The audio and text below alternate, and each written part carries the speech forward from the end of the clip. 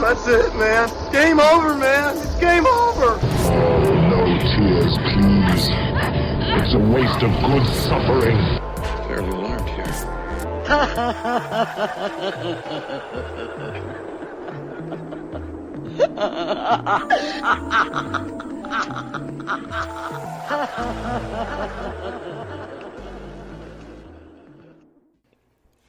Welcome to the Masters of the Nerdiverse MOTN Reviews. This is Masters of the Nerdiverse Reviews, where we take some of the cinema's shiniest supernovas and we look at some that are not so brightly lit.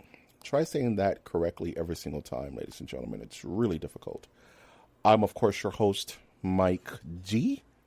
And with me for the first time is the Duchess herself, the online queen, ultra supreme herself, Tootie Odin, the Toots. Hey, how's it going? How you living, Toots? I am living. I am here. You living the dream? I am here. I am here with you, and it's about time. This is a long time coming. This podcast is a long time coming. Since the birth of the channel, we've been planning to do this. Right. And the stars have aligned for this day to come. Finally, The Rock has come back to Pittsburgh. You know it's what time. I mean?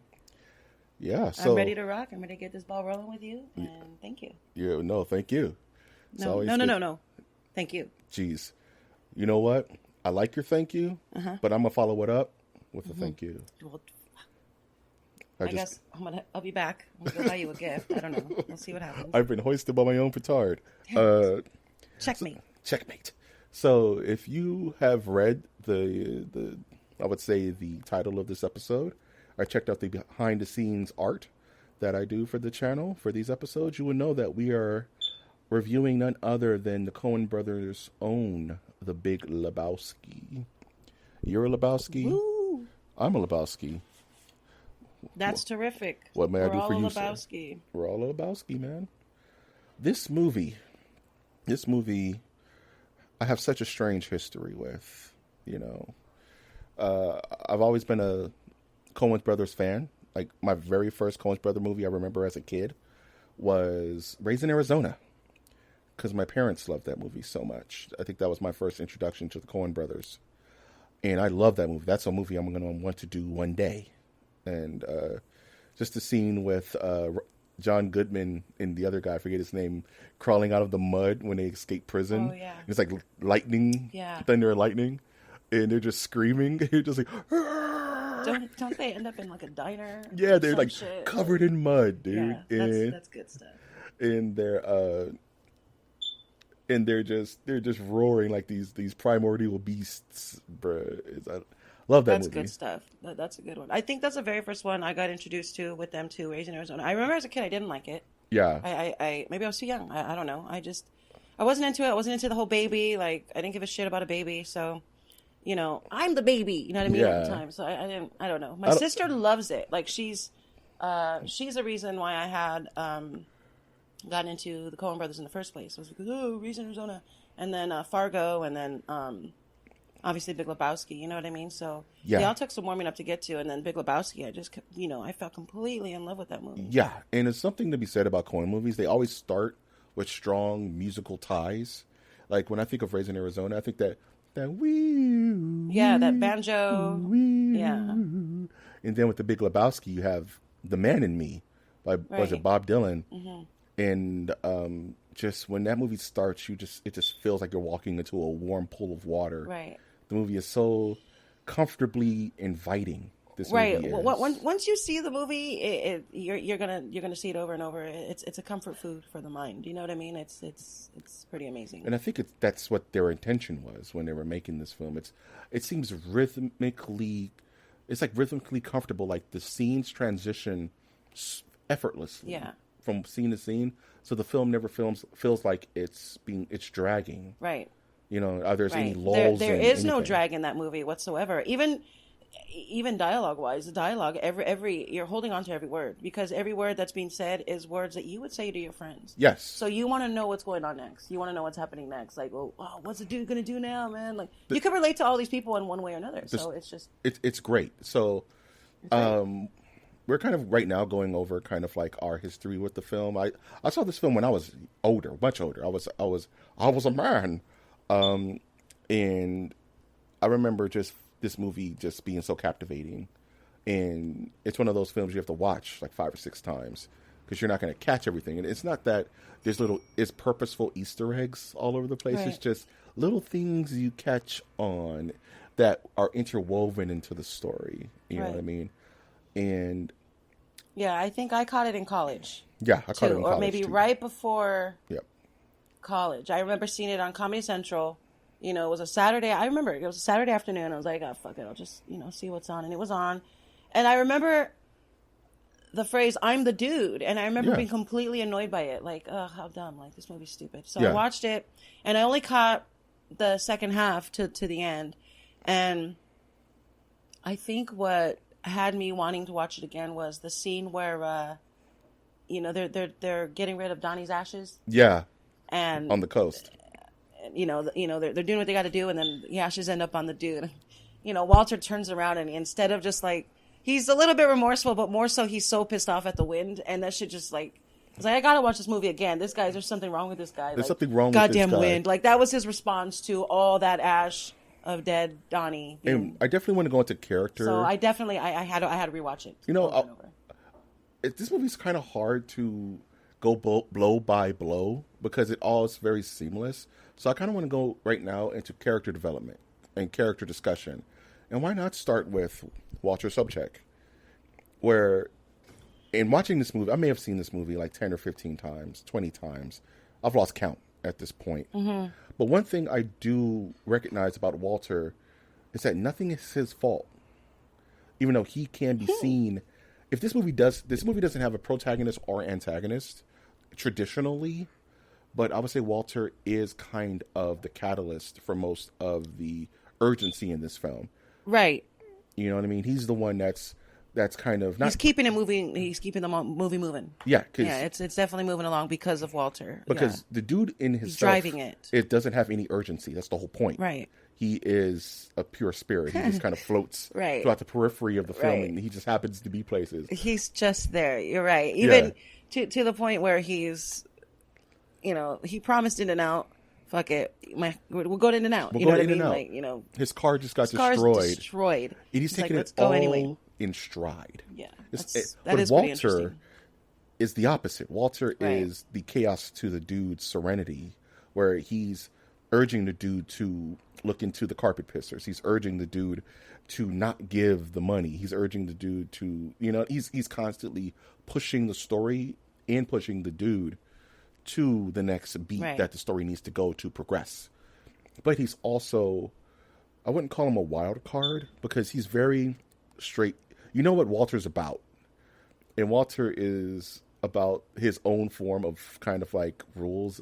He in law in a weird way. He's kind of like the little red devil on, the dude's shoulder. Yeah, he's the dude's with the angel mask on. He's almost like it's like the dude is his own person, but Donnie and Walter are two extremes of the dude. Right. Where Donnie is so oblivious that he is the dude mellowed down to nothing. Whereas Walter is so fiery, he's so passionate that you see that in the dude sprinkled throughout the film. There are certain moments where the dude does lose his cool. You're being very undue, right? So it seems like they were kind of his balance both ways. You know what I mean? Where Donnie he doesn't get mad. He doesn't get sad. Donnie he has one note. Right. But it's a beautiful note. Right. He's holding a falsetto note. Right. But Walter. And it's a very intriguing one. Right. Yeah. Right. I definitely want to talk about Donnie. Walter is exhausting. Walter is exhausting. Walter is absolutely exhausting. And I think, at some point in time, especially, back in the early 90s, maybe even late 80s, everybody knows or has known somebody who has been in Vietnam who was a little bit off, especially us as kids. As the grown-ups would tell us, okay, stay away from, Uncle Joe, or stay away from that guy. He's a little off. And not because, they're of anything, disgusting, but really just because, they're not all there, or because nothing's going to keep them from snapping. It's affected them so much. Right. So everybody kind of knows a Walter in a sense or another, and it's because of Vietnam. So he plays that character really well, a character of somebody who's been through things that you know, he sits there and he tries to iron out everything, you know, to this very day, very militant, you know, it's very, he has an orderly way of doing everything, but at the same time, it's very funny to me that him and the dude actually hang out because he's very fascist a lot, you know, in the way he does things. It kind of makes me wonder, outside of bowling, does the dude and Walter have anything in common? That's fucking interesting, man. That's like, fucking seriously. interesting. No, seriously. Like I could see Donnie and the dude they must getting along. Because well, okay, here's an example. He went to the what's the landlord's name? Monty. Monty. He went to his recital or whatever. I love that scene. And he immediately brought Walter and Donnie with him. Yeah. So they're definitely road dogs. Those are his boys, but I think Right. you were mentioning earlier, everyone has that friend. It's like, why do we talk to this guy? Oh, we play video games with him. Oh, he's part of the bowling team. It's like, it makes me think, like, in time they became road dogs, but Walter's just some guy. They actually have nothing in common. They actually have with each other. zero Right. in common. Yeah, that makes a lot of sense. You know, especially either one of them and Donnie. Either one of them and Donnie is definitely not a mix that I would see. Period. They're a motley crew. They're definitely an odd throuple. You know. Yeah, and I think Walter is extremely John Goodman almost steals the film, almost, because what this film has done is it's gathered no superstars. It's gathered all on like method actors and like good cast actors. You know, Steve Buscemi, Jeff Bridges, Philip Seymour Hoffman. These are all not super. They're not The Rock. You know, they're not such a personality that they're going to stand out so much, but they're all great actors and low key actors. So everyone is kind of at the same kill, except for Walter. That's actually kind of what makes it work, is that everybody. Not only does you see the obvious chemistry oozing out of all of them, no matter who they're with on screen. Maude and Jeff are gold every fucking scene. You know what I mean? Those are some of my favorite fucking scenes. Yeah. You know, so all those characters. You know, what did you say earlier? You said teamwork makes the dream work. So they're all superstars in their own right, and at the same time, this movie only worked because they all kind of sat there and did their own thing with their own character. Like you said, they're method actors, so they took the character and they ran with it, and they just all hit a home run at the same fucking time, and that's just brilliant. It makes me think that like Lebowski, not Jeffrey Lebowski, but the dude, is kind of like Parsley. He's kind of like the refresher, and you drop him in any situation where these different actors are coming at their different approaches, like the Maude Jeff scene. It's like every time the dude speaks, he almost freshens the scene with a new kind of emotion that they're trying to convey. Like, let's actually go. I don't want this to be too out of control. Let's finish up our character ideas. Let's talk about Donnie. Let's talk about Donnie for a second. Let's go, Donnie. The mystery of Donnie. Is he a ghost? Is Donnie ooh, that ghost theory. Is Donnie just in the dude's head? Is Donnie? No, it's because for that to work, then fucking Walter would have to be in his head and all that blah blah blah. Walter drove though, you know what I mean? No, Donnie bowling bullshit. No, or is Donnie in Walter's head? And the dude knows that knows that Walter has a split personality. No, because no one interacts with Donnie other than the dude in Walter. No one looks his way. No one acknowledges. Even the nihilists. I think I'd have to go back and watch the heart attack scene to see exactly who pays attention to them saying call 911. Yeah, and all that. Yeah, you know, going on. So I think I'd have to go back and watch the scene. No one outside but the nihilists, and they were all knocked out. And they were all Donnie's a funny character because Donnie's arc is spoken throughout the film. When Donnie's good, the film during the opening scene, The Man in Me. We were seeing the bowling. I love that scene. It's such a fun ensemble. It opens with Donnie. Right. Hitting a strike. And in this movie, every single major plot point, they go back to the bowling alley, and Donnie rolls a strike. And the one time he doesn't roll a strike is the portent of his hand. Right. No kidding. Stuff. Now that is obvious and excellent foreshadowing, if you ask me, because they definitely they pause everything in the movie just to make reference to it alone. So for a fact something weird's about to happen. And even Donnie's face he's like, wait, yeah, he was like, dude, what the fuck? Like, what? That's what makes me think Donnie isn't real. He definitely looks down at his hand. He definitely like shakes it off like, dude, what the hell? Like, weird night, you know? Yeah. He had an off night, a weird night, you know? But yeah, that definitely was a prominent moment. It was meant to be. It was deliberate. So Yeah, that's brilliant foreshadowing in the movie and there's a lot of that when it comes to Donnie. Yeah, that's what I'm saying. Like, Yeah, Donnie, you're right. Yeah. After every giant movie beat, the Carpet Pissers, the introduction to Jackie Treehorn, they kind of tether the film to the bowling alley. You know what I mean? And then you kind of see Donnie, and usually at the bowling alley, the first thing you see is Donnie's rolling them, and he's just knocking them down. You know what I mean? So I think there's a lot to be said about what Donnie means to the film. He's kind of a placement. He's kind of like a place setter. Even in conversation where it's shut the fuck up, Donnie. I think he is he's a place setter. He's the emotional setter. He sets the tone for you. You're sitting back just like he is. You're just listening to the conversation just like he is. And you're trying to interject. Right. So you kind of gauge by their emotions towards him and by their reaction to him as to how you're supposed to react to the next scene in the movie. And what's funny is he does that, but he doesn't contribute anything to the progression of the story. It's usually Walter's ideas that are like, oh, that's fucking interesting, man. That's fucking interesting. And Donnie doesn't say anything to push the story. No, he can't. Donnie's bullied into the corner of shut the fuck up all the goddamn time. In the walrus. And they make it obvious. They make it very obvious that Donnie's kind of just there. In the walrus. They're kind of like hangout home guy who's just, In the walrus. I mean, think about it. At the end of the... Sorry. The end of the... towards the end. Yeah. When the Niles are trying to rob them. Yeah. We fucks you up, Lebowski. I think Donnie had the most money out of all three of them. What did Donnie do for a living? So Donnie had, I think, $22 or some shit. Yeah, he had $22. Somebody had $5 or $4. The dude had $4. We don't know what Walter had because he just refused to even entertain the idea. Right, exactly. Donnie had like $27 on him, something like that. $22, $27, whatever. But the thing is, Donnie had the most money, and that's to me that's very telling. That's telling. Very telling. Donnie has saved asses. I think he's saved their asses. I like the several idea. times. I think Donnie is a very tight with his money, but not wealthy, but well-off single bachelor guy. Yeah, who uses his money, to party with his friends. Party with his friends and go bowling. You know what I mean, and have fun and go bowling. Because as far as we know, as far as we've seen, he doesn't smoke pot. Nope. You know what I mean? He doesn't drink. Nope. So he's not exactly doing that, but he does have one friend who owns his own business, and then the other who's apparently and obviously unemployed. How is he making his money? Well, he's and you rarely see him outside the bowling alley other than when they go confront Arthur Dickey's seller's son, and he doesn't even leave the car. Right. So that's his Donnie life. is sitting in the car while the guy fucks up his car. Maybe my friend. I mean, and is if Donnie in the car? if Donnie is part of somebody's mind, then he's definitely the social anxiety part. I think he's part. I like the theory that when Walter says he's seen friends die face down in the muck, Donnie was with him in Nam. Donnie died in Nam. He watched Donnie die, and it stuck with him this entire time and built a personality that the dude entertains because the dude is so chill.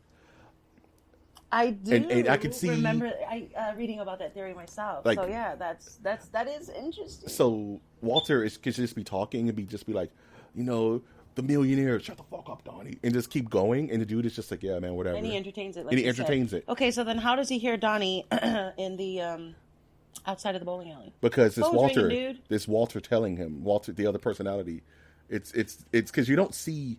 You don't see Walter in that shot. It's the dude walking away by himself. You don't see Donnie either. You don't see Donnie say it. You just hear him say it. You just hear him saying it. Right. So it could be Walter just saying it, and dude knows Walter so well that he knows when he's talking because they have very different cadences. That's creepy.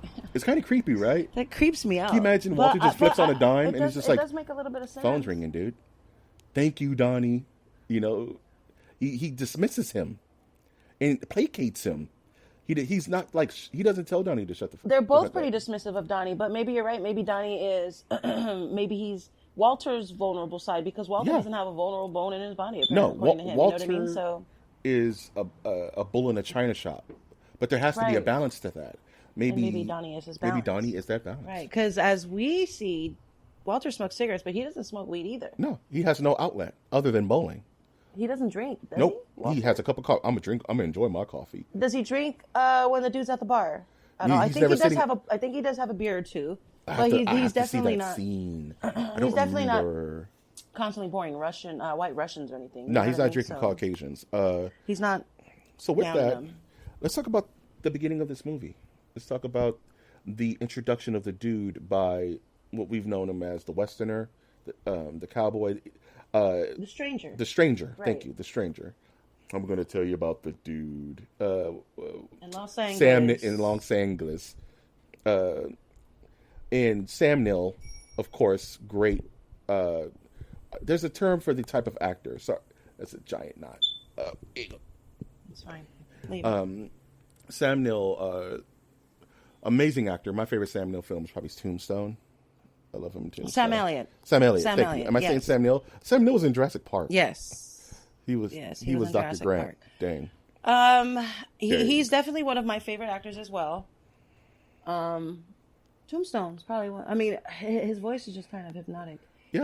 But you It's know, what's for dinner. No, I'm just kidding. yeah. The No. banquet beer. He's the banquet beer guy. No, he's not, is he? Yeah, I think that's his voice. Sam Neill. He does Sam Elliott? Elliott. Dang it, I Yeah. gotta get that drilled out of my brain.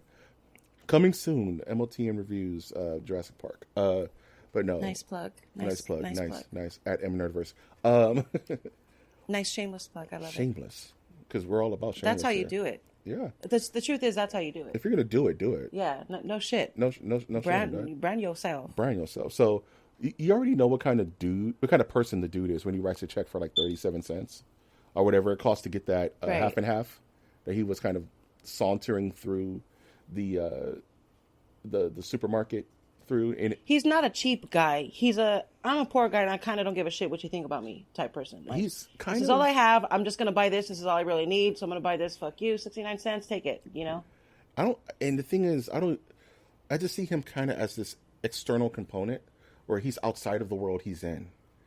Like he doesn't conform to anything, really. Right. He's outside And good of, for him he's because that outside seems of, peaceful. Yeah, he's so zen that he's zenned himself out of the daily grind. To constantly be on the outside looking in. So the dude comes home and, Man and Me... No, at this point, Tumbling Tumbleweeds is playing. And he kind of comes home and he notices... actually, he comes home and he goes to the bathroom. No, he doesn't make it to the bathroom, actually. He turns on the light and you notice... He gets ambushed into the bathroom, really. You notice Wu right. kind of on the periphery in the dark. Right. Right? And then he rush him into the bathroom. Where's the fucking money, shithead?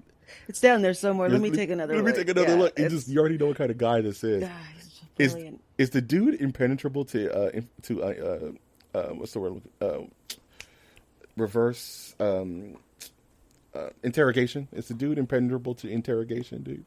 Can you interrogate the dude, or you think he won't break? I don't think he would break. I mean, he got his head smashed into a toilet bowl. Yeah. And nothing broke him then. I mean, he didn't have any information. He wasn't going to give them information, and he still didn't give them information. No, the toilet and seat's up, at the man. same time, pissed them off. So I kind of thought, that was brilliant. He's where's the Navy SEALs? They hire him. You know what I mean? Man. Like, Whoa, this guy doesn't look like a millionaire. He's like a fucking loser. yeah, right. Like, This is I gonna be mean, explicit, for I'm all they sorry. know, he is a goddamn Navy SEAL spy or some bullshit. You know what I This mean? goes to show how dumb these guys are. If Jeffrey Lebowski is supposed to be this rich, why is he living in the middle of the middle of L.A. the middle of L.A. somewhere in a 1-bedroom apartment?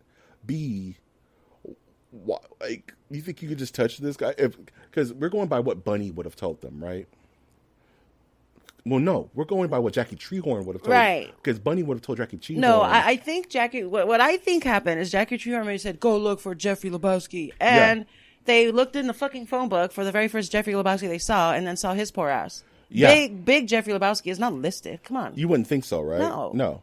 So if he is listed, he's probably listed under, I don't know, a business. I don't know. I mean, and out of everyone Jackie Treehorn could have sent, he sends those are his two biggest those brutes. are his brilliant brutes. His Do we ever know what the other guy's name is? His top guys. Those are his top guys. Top guys.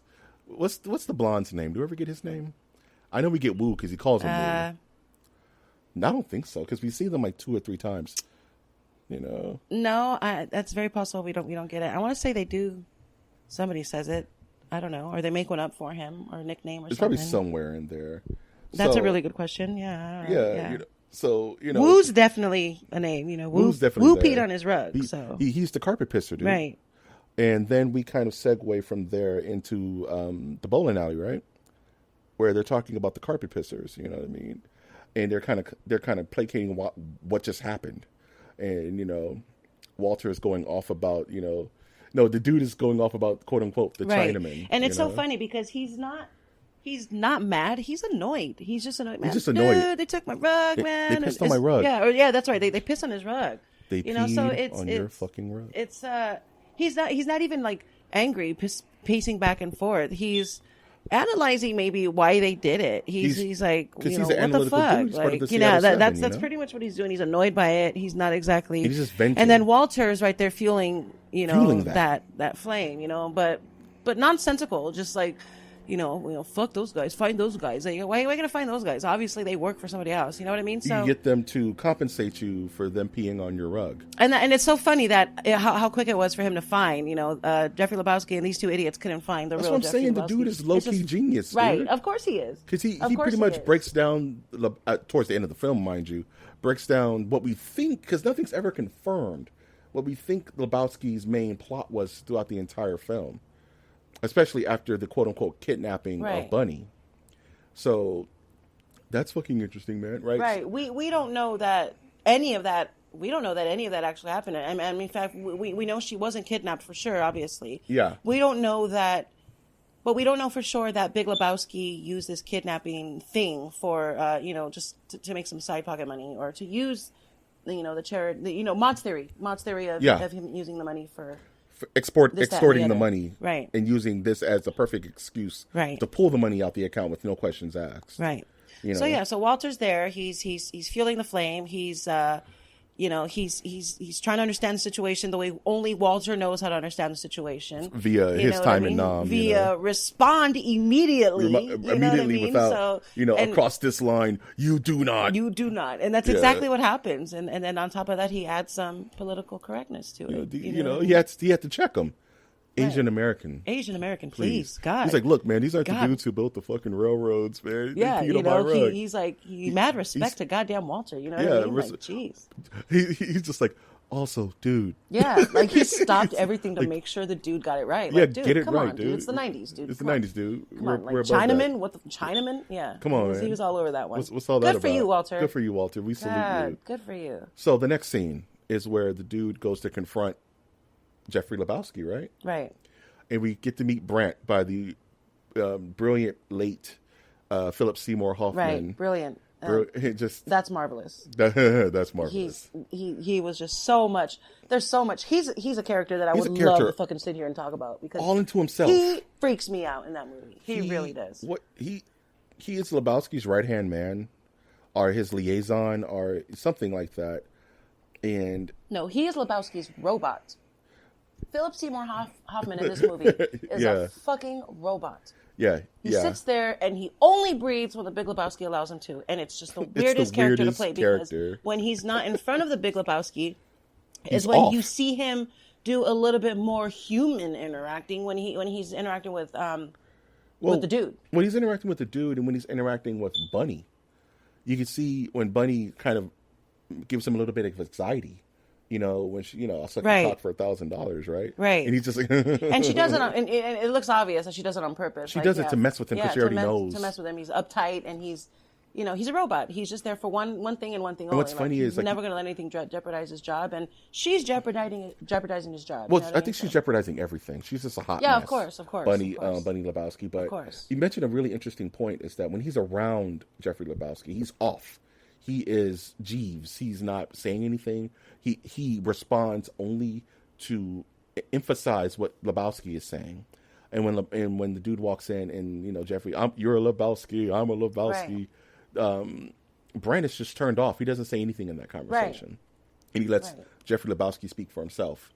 And that's where they go into pretty much Jeffrey Lebowski blowing him off and just saying. And we get the whole "get a job, sir." Right. We go into that whole speech. And who? I was just thinking. Yeah. Right after that scene is the scene of after I'll suck your cock for $1,000. Is the scene of it went well. You let me have any rug in the house. I could take any rug in the house. Or he said I could take any rug in the house. And then I'm realizing they never called. They never called about the rug. Like, hey, you have our rug. Like, it wasn't even an issue with them that the rug was actually taken. It's like, he straight up lied to his face, and they still decided to use him for this ransom thing. So and that was interesting. They mention it in passing where Brent is leaving a message on the dude's answering machine, and he says, "We're trying to reach you. Don't worry about the rug." You know, like they acknowledged that it was an issue. That's what I'm saying. Like but there's no mention of it like exactly negatively. Like there's nothing like there's no backlash. Like, why did you take my rug? There's no backlash now, outside of Maud. But why would they use this? Because they needed a scapegoat. You know what I mean? They needed a as Jeffrey Lebowski saw the dude as the worst parts of society, right? As the dregs, you know, the unworking, right? The unworking, unachieving American, right? And towards the end, he does tell him that, like, that's why I use you. You're a putz. You're a putz. You're a nobody, right? And you're the perfect scapegoat for however this goes down. I can immediately blame you, right? So that's why they were just like, you know, forget the rug. We're going to steal $1 million, or how, I forget what the amount of the ransom was. Was it $1 million? It was $1 million. And we're going to use this deadbeat as a scapegoat, right? You know what I'm saying? And why not? And why not? And that's why I kind of think that's why that works. That maybe he did just try to do a side hustle and wanted to make that money, get that money for the side. This is the perfect example, and it's obvious I'm not sure what Bunny's and Jeffrey's relationship was because they really don't touch on it. They don't interact with each other the entire film, right? Like you never see them in the same room. Or he talks about her, and she talks. Yeah, and she never talks about him though. Right, but Bunny doesn't say a lot anyway. She doesn't say much. She doesn't say anything. And that's where except for the cock thing, and that's it. She sings Viva Las Vegas. She sings Viva Las Vegas and comes home. Right, that's it. So there's the next scene where Jeffrey kind of goes back to the home of Lebowski, and they're playing that crazy, you know, they're playing like this operatic music. Mozart. They're playing Mozart. Right, they're playing Mozart. And these are men who have failed to achieve. Right, the cowards. The cowards who failed to achieve. That's the scene that freaks me out about Brant. Yeah, because that's a scene where Brant lets him in, he introduces him, and then he's poor, he's been in here for hours or whatever. He's been really sad, and then he turns it off just like that. Like he walks into the room, he takes the dude, he walks him into the room. The dude's. What's the word I'm looking for? He's indifferent. He doesn't give a shit about what's really going on in here. He's totally indifferent. So, Big Lebowski, the Big Lebowski sitting there crying, emotional, cowards. Real men also cried. Right. What did he say? What does he say? He's like, grown men also cry. I think he said something like that. He repeats strong it men. twice. I think he says strong men also cry. He repeats it twice. I really should have watched it before we did this review. Yeah, I saw it like a week ago in preparation, but I should have watched it last night. So Brant hands him the ransom note, that the Big Lebowski gets him. Then he takes a step back, and then you see Brant in the background. He's just standing there, just stonewall, just nothing. Yeah. Nothing's going on in his brain. He's just standing there. He has his arms to his side, stiff as a fucking board. Yeah. And no emotion. So the second before that, he was sitting there crying because the Big Lebowski was crying. But when he's not needed anymore, it's insane how he just turns everything off. And then he goes back when he's needed. When he's explaining the drop off. And the Big Lebowski, that's all he really needs to do for Brant to even move or budge, in his direction, and he moves. There's parts of he's a fascinating character. There's moments where Brant is human, like where the dude is touching stuff, and the Brant's like, "Please don't do that." Or her life is in your hands. And dude. I don't even know if that's human or if that's like an OCD. If that's an OCD, Brant needs the entire house spotless. Right. Her life is in your hands, dude. And he gives him that giant he's drama. Everything's drama with him, right? And so the dude's like, "Come on, don't tell me that. Don't tell me that." Yeah. Her life is in your hands, dude. Her life is in your hands, dude. Yeah. It's a super weird scene, dude. So, I'm trying to think. What was the next scene after that? Is where Walter is kind of giving the dude his breakdown on how they're going to do the drop off. Right? They're back at the bowling alley after that, right? The next scene after that is they're back at the bowling alley. That's what they're talking about.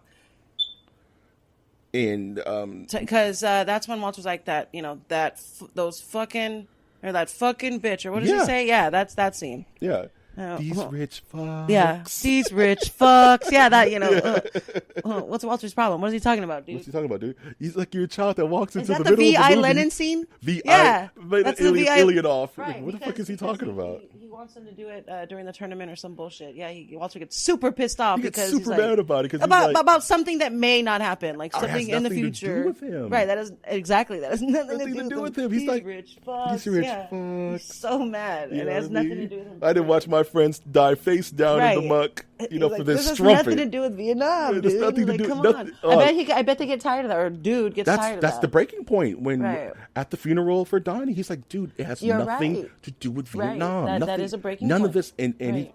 and the dude cries, and he's just like, let's just go bowling. Yeah. He gives him a big hug, Right. and he's like, yeah, just go bowling. But this scene is also the introduction to Jesus, right? This next scene, yes, Yeah. this is they're where having that Jesus conversation. gets introduced. Yes, Freaking that is an amazing classic beautifully. scene. He is Hotel a classic, California in iconic Spanish character. is just the best thing in the world. And Who does that? Who does it? I don't know what band that is. I don't remember. I do know. Is it Los Lobos? Just a lovely place, and it's all in slow motion. And John Turturro is just eating up that scene, dude. He whatever he's on, he's just eating up that scene.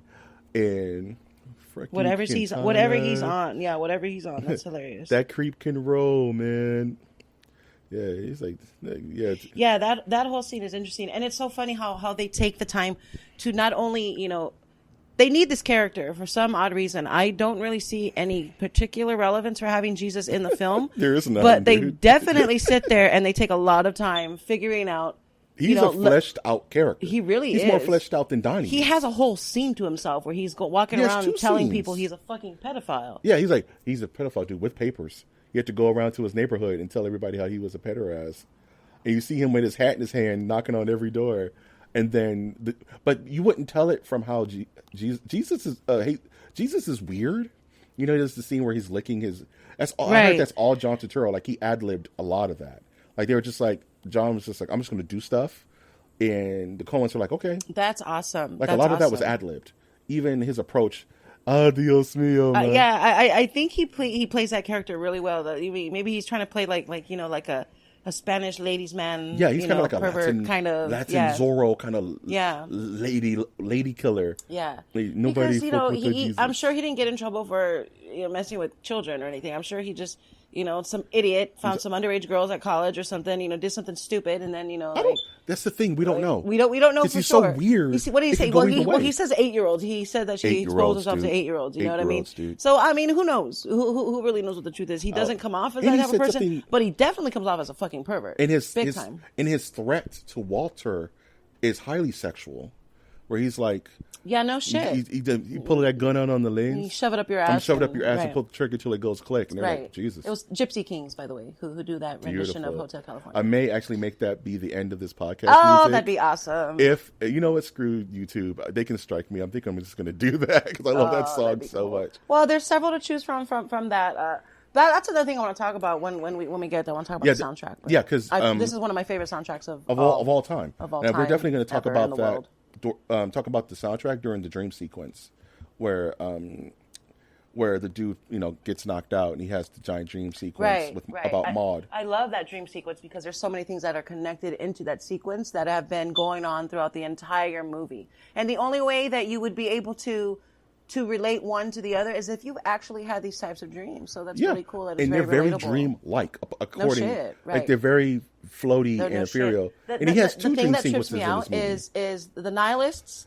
One of my favorite scenes in the whole movie. Oh, I think I'm skipping ahead. I'm really sorry, but one of my favorite scenes in the movie is the nihilists and the scissors. They're all in red. Well, earlier in the movie, very much in the beginning, kind of actually where we're headed. Maud has a painting in the background. It's a red background with scissors. Yep. In the front, one big pair of of gray scissors. So I mean, it's just interesting that you would see that, and then because you yourself would. Pick and choose certain things. Your brain picks and choose certain things throughout your day, throughout your life, and then you come home, you go to sleep. Sometimes you dream those things, and then it's just interesting that and in that scene, such a relatable thing that can happen to people. And I don't remember if it's before or after, but the nihilists do threaten to cut off his Johnson. So it could be either foreshadowing to them busting into his house? This is after. This scene happens after they threaten to cut his cut off your Johnson. This dream happens after. Okay, so that goes. It plays two metaphors. They do two of them. You're right. Yeah. I forgot about that because they do one when Maud knocks him out, and he has the Jackie Treehorn hallucination. And he has a Jackie. It happens during the Jackie Treehorn one. Brandon. The scissors thing. Yeah, because you have there's so many things in this movie that wraps up that whole dream is like it's so. That one ends up. I totally forgot about the first one. The first one was Man and Me. Yeah, right, Man and Me, right? And we'll get to there, but we also now we're getting to the scene where the dude is driving out to the meeting point with Walter. Why did he bring Walter? When he was expressly, he didn't bring Walter. Walter practically shoved himself into the situation, into the goddamn situation, into the car, and the dude was took too over chill. the entire situation. He took over the situation and made it 100 times My dirty worse. undies, dude. Like, why the fuck are you bringing your whites. Yeah, why are you bringing your dirty undies? And the dude is like, no, we're not doing this. We're not risking this person's life on your stupid hunch. And he's like, this is not a hunch. This is real life. This is what's happening. This is how we're gonna do. We're gonna stiff them $1 million. Yeah, the dude telling him no was not good enough. Like, no, that it's illogical that you're telling me no. We're gonna have to do this, and we're gonna do it my way. We're gonna do it my way, and we're doing it because if we don't do it my way, it's not. And why was Walter driving? Well, he shoved his and ass it was over. in the dude's car. Right. He just shoved himself into the dude's seat. Right. It's so crazy. Right. Like their relationship. Is. And then they're nuts. playing like Credence or something like that in the car.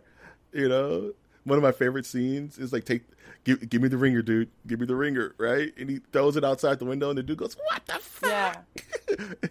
And then it's so stupid. But like he didn't see it coming. Like, come on, dude. Like you know what he's gonna do. You know what I mean? Walter doesn't seem like the type of guy who talks and doesn't act. So you should have known, like, I should have put this guy in the back seat, right? Yeah, or something. He should, or maybe not have taken him with you. Kicked him out of his car. Right. It's maybe his life or death. So Walter does a suicide dive out of the car during that scene, and the nihilists just on their weird with his all Uzi, black. Take the Uzi. Take the Uzi. You didn't think I came out here naked, did you? Yeah. The Uzi just starts going off in the car. Yeah, that's fucking hilarious. No, it falls out of the car and then like the whole back of the car gets shot up. Can we talk about the slow destruction of the dude's car? How it's its own little Easter egg. And it's so funny how there's a lot of foreshadowing for the fucking car too. The car is constantly in jeopardy. The car itself, constantly, right? The car is constantly that shitty car. Like, it starts off shitty, right. and it's constantly getting worse. Right. And he even drives it after he finds it from because what happens is he leaves the car, right? No. He takes because what happens is that scene happens where the drop off goes horribly bad, and what do? They go back to bowling, right? Right. And the dude is just sitting there with the phone just ringing off the hook. Right, because you know it's Brandon. He fucked up. He knows that he bailed on them. He bailed on them, and he burned them. And so Walter's telling him to chill. You know what I mean? Like, it's all fake. Like, we're sitting here with $1 million. Right. And, you know. Now, why the hell would they not put that money away right away? Let's stop everything to go to the bowling alley. Why would they leave it in the car? Right. It just goes to show how disconnected the dude is. He doesn't care.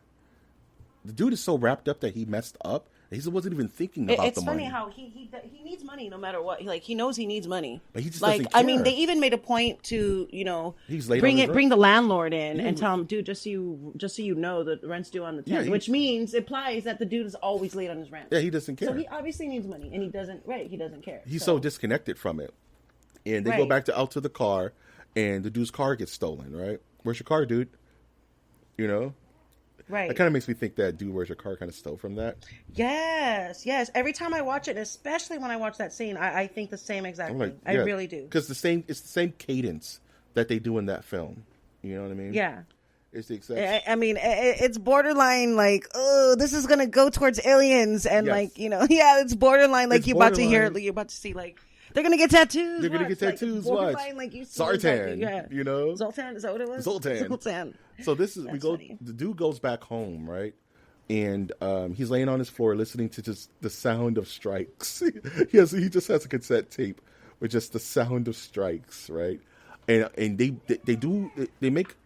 bring it to attention that they show you the tape deck or his cassette tape where it has Bob Dylan on one side and it has the bowling sounds on the other. Right. So what happens? The dude just happens to look up and Maud is standing over him. And then you see one of Maud's goons clock him, right? Knocks him out. See stars right away. He explodes. Man and Me comes on, right? And then we get our first dream sequence. And that's where I want to talk about how all the music of this movie is in canon with what's going on in the film. All the music in this movie ties to things that are actually in the movie. It just isn't Rock Me Like a Hurricane for no reason. Right, for no reason, just like because. the music that he's listening to is the music that we're listening to because we're listening to the tape with him. Excuse me, exactly. That's what I'm saying. Like the dream, the whole dream thing. And even you're not going to tell me you go to bed and how many times have you gone to bed with the TV on and it affects your dream? Oh, all the time. All the time. I go to bed with my TV on. Same here. Right. I can't sleep without my TV on. Same. It's kind of weird. Yeah. Because my mind won't shut up if I. Anyway, that's more my G logic. That's more lore I can't give you guys.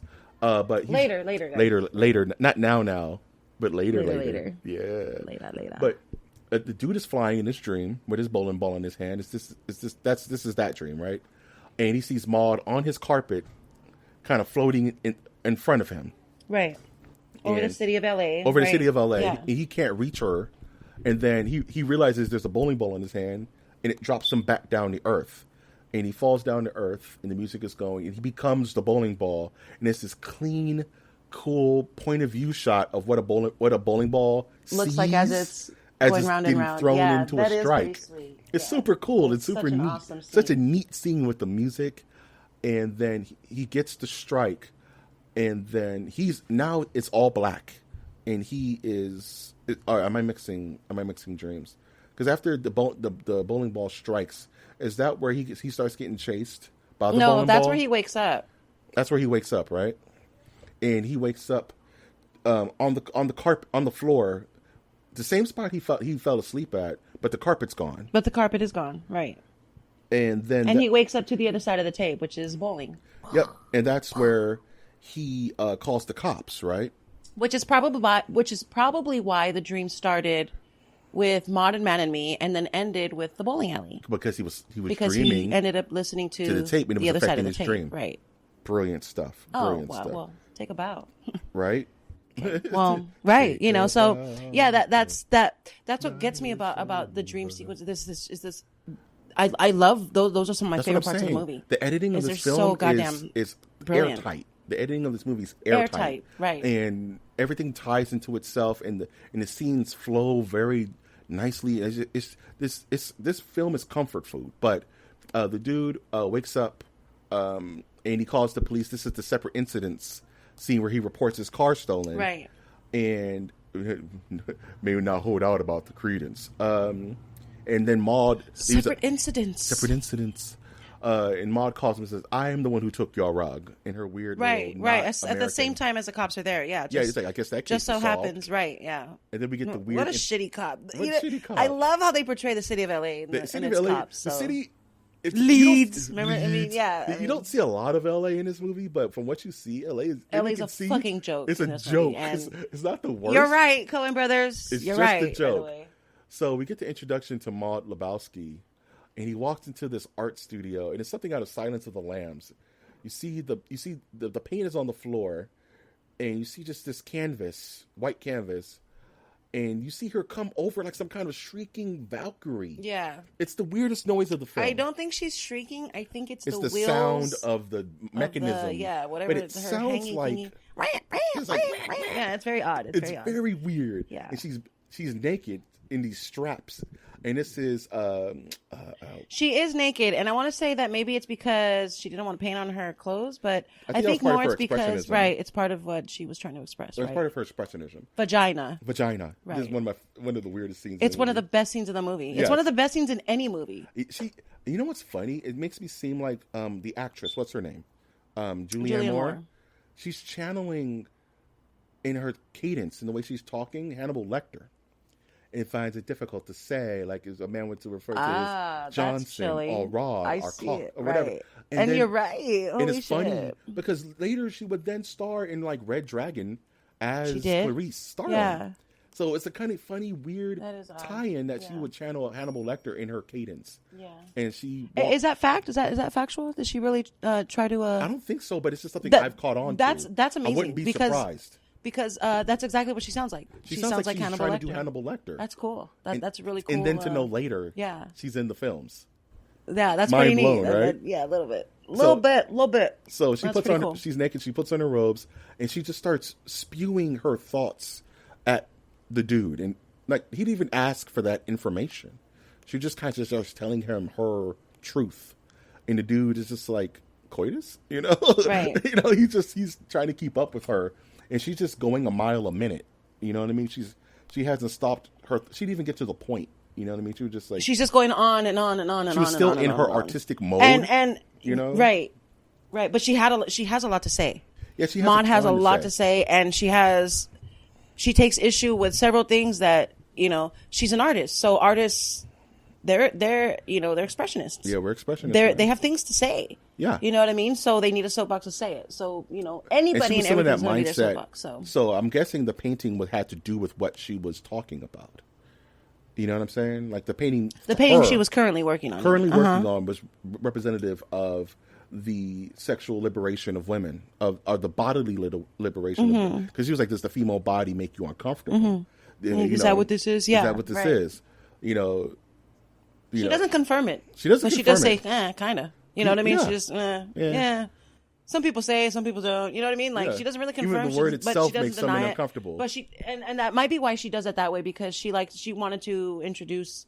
She wanted to make him feel uncomfortable. She purposely wanted to make him feel she wanted to vagina. Like she purposely, right. She was to see where him, he was at on what an intellectual level. I don't know. Whatever. And then she dug him because he was kind of nothing. He was a mirror to her. He was neither here nor there. Right. He didn't give her anything. And it's so to feed funny. off of. Off of that real quick. Let me bounce real quick. Nihilism. It almost seems like the dude was the actual true nihilist in this entire movie. Yeah, he was the only true. Oh my goodness, you just killed me. I'm in a coffin. He is the only true nihilist, right? Because it's not like the dude believes in something, right? What do we know? What do we know? He believes in bowling. He believes in Bob Dylan. What do we know? He believes in his rug, but the dude doesn't care about much of anything. Goddamn anything, right? He's so oblivious to it all. I mean, this includes Donnie. This includes Donnie's Walter. Donnie's death. I'm talking about his. The only his time passing. he actually breaks is when Donnie dies, and it's a single tear type moment. Yeah. You barely notice it. He gets upset. And it's not even that because Donnie died. It's because Walter made it about him, and that pissed him off. It wasn't sadness. It was anger and frustration in Walter that Walter would bring it back to him. Because he just started listing off. Yeah, your shit. Yeah. That makes sense. Because the dude was it's not about him, and it's not about. You're right. And that would frustrate anybody who. Because I mean, like I said, he doesn't really show empathy. He doesn't show apathy. He doesn't really show anything. No. So I mean, to see him get frustrated like that, because we're shown that in the whole film, everything relates back to his time in Vietnam when it comes to Walter. Everything, right? And the dude is kind of taken in the stride this whole time. But when one of his best friends dies and they're at his funeral and it goes back to Vietnam again, the dude kind of loses his cool. Yeah. Why? What's the point? What are you doing? None of this has to do with Vietnam. Right. But Maud then kind of goes into explains her theory on what's going on with Bunny Lebowski. And that Bunny has ties to the pornography industry, right? And that she's in a film with log jamming. I want to do an episode about fake movies. She does introduce Jackie Treehorn into the movie. Yes, she brings him into the equation. That's huge, right? That's huge because he's a huge part of the movie. And we also get a tie to Peter Stormare, who plays one of the nihilists, who's in the pool during the bunny scene. That then Lebowski notices. He's like, "Oh, I know that guy. That must be exhausting." He's like, "I'm sure you know how it goes from here." He plays what is his name in the movie? In Log Jammin', I mean, Willie Conkle or something like that. His real name is Uli Kunkel or some bullshit. But in the movie, isn't it like? Carl Hungus. Carl Hungus. That's what I'm looking for. Yeah. Yeah, and he's like, how do you keep them on the farm once they've seen Carl Hungus? Once they've seen log jamming. How do you keep them on the farm once they've seen log jamming? So she puts the bug in his head to then go investigate Jackie Treehorn, right? And then, which he doesn't exactly end up doing. Not necessarily. No, he does. Actually, no, he doesn't. What is that scene then? Because I'm wrong. He doesn't want to go investigate Jackie Treehorn. No, he doesn't investigate Jackie Treehorn. Jackie Treehorn eventually investigates him. Because apparently Jackie Treehorn gets word that this other Jeffrey Lebowski just ran into a big lump sum of money that he received from the real Lebowski, who owes him money because Bunny owes him money. So technically, I mean, because it's Bunny, it's the big Lebowski who owes him. So Yeah. Jackie Chan doesn't give a shit. You know what I mean? He And that's where doesn't give a Bunny shit. Like says, money's okay. money. I don't give a shit where it comes from. Yeah. You know what I mean? So it's you know, he's gonna find it, and that's exactly what he tells him. You know, I want mine. You know, I want mine. So Bunny's like, hey, get the money. If you give me the money, I'll give you a percentage of the money, which is like $200,000 or something like that. Maud, yeah. Did I say Bunny? I'm sorry, Yeah, Maud. that's cool. So that's when the dude goes back home, and he's in the limo that Maud gave him to go back home, and he's like, I was in a bad mood, you know what I'm saying? That's where we get, there's this famous comedian, I can't, Dom. Is that, oh yeah, I got a rash. Yeah. That guy? Yeah, that guy. Dom DeLuise? My is that who it is? No. It's not Dom DeLuise. No, it's Dom DeLuise something. is a big Italian guy, right? He's a fatter guy, but I know this actor. May he rest in peace if he's passed away. You know. Every night I pray, and then Puff Daddy comes on. We pray at the crossroads. Anyway, go ahead. Anyway, sorry. He's like, yeah, man, I got a fucking rash, man. But then he has the White Russian, and then he's escorted from one limo to the other, where Lebowski and Brandt are sitting in the back seat. And that's where they're like, the plane that has crashed into the mountain. Right. This is our concern. This is our concern, dude. This This is overly done, overly dramatic. It's so I mean, it is dramatic. $1 million, but this guy's wealthy as Hey, fuck. man, I Come got a on, dude. beverage Right. here, you know? And they're just like explaining, like, look, we've told these people that you have the money. So whatever they're going to wish upon him, they're going to be looking for right. you. And we can ill afford another toe, where they show the emerald green toe that's supposedly from Bunny Lebowski. Right. And that's what they sent Lebowski Right. because they failed to drop off. Or they got the fucking whites, as it were. Right. The You know what I fucking mean? whites, right. And which pissed them off, so let's retaliate by giving them this toe.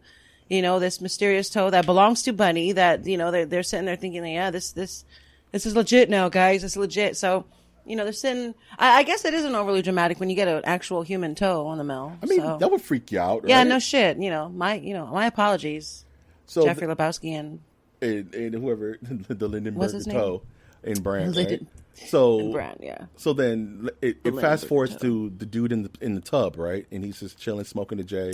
Yes, listening and to songs. I of the do Whale, believe this is when they threaten to cut off his Johnson. We're gonna cut off your Johnson, Right. and he throws the marmot in the tub Right. with him, and it's just it's freaking out. The dude is freaking out. It's a very weird scene. Peter Stormare threatens to kill him unless he gives him the money. It's a or something weird, like that.